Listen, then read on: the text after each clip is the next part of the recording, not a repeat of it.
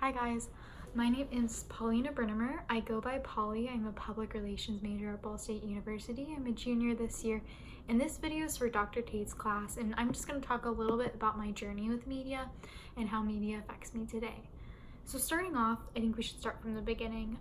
I was raised in a town outside of Louisville, Kentucky. I grew up in a middle-class family with one sibling. He's an older brother. He's 2 years older than me. And then I have two very loving parents. Because we were a middle-class family, my dad was a manager at a printing press, so we always had printed papers in our house. I remember growing up with newspapers that were stacked high on the countertops. At the time, I couldn't always read them, but I always thought there was something cool and physical about them, and the feel of them and the smell of them. I was pretty obsessed with news when I was a small child. My parents would always let me glance over the comics and stuff like that.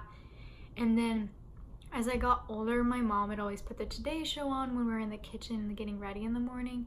So just a good start to her day always. I just remember growing up and going on car rides, whether it was going on vacation or we were going out to the city. We were always listening to some type of music. We had quiet car rides, but we'd always have music in the background.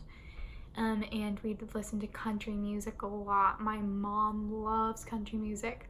I'm not such a fan, but every time I still hear it today, it reminds me of her. My dad listened to a lot of rock and roll, so I'd always try to get in his car if we were going on longer rides, just because it was kind of fun listening to country music with him.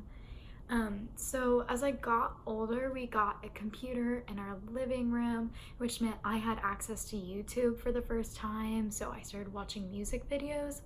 Justin Bieber music video to Baby had a soft place in my heart at the time. I remember having dial-up internet and it buffering for so long, but I was able to watch the whole music video.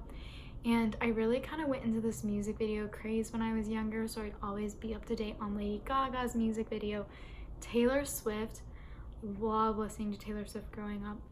I really looked up to her because she was a strong woman, and at the time it was just very relatable for me, and I would read Teen Vogue. So I had a lot of media in my life just from the beginning when I was younger. So then as I got older, I decided to go into journalism news, and because of that, my media life revolves around that. So I read a lot of the New York Times and the Washington Post, and I do read the AP News on their website. I consume a lot of media from Twitter, but I'm more of an Instagram focused type of person. Instagram really has the more focus for me because it's both visual and it's conceptual, so I can look at the visual items, but I can also read captions and see how people are captioning things. I really look up to bloggers, any influencers. Indie Blue, one of my favorite content creators. I recommend, if you haven't seen any of her videos or her content creation, go look her up now. She's amazing. Because of this, I am obsessed with scrolling on my phone. If you see me online, I probably have my phone out. I am so guilty of that. I'm guilty of pulling my phone out at a coffee shop, or if I'm in a conversation with someone. I really try not to pull my phone out. I have an Apple Watch on my wrist. I have an iPad. I'm really obsessed with technology and be able to consume media through my small technology, making it simpler for my daily life.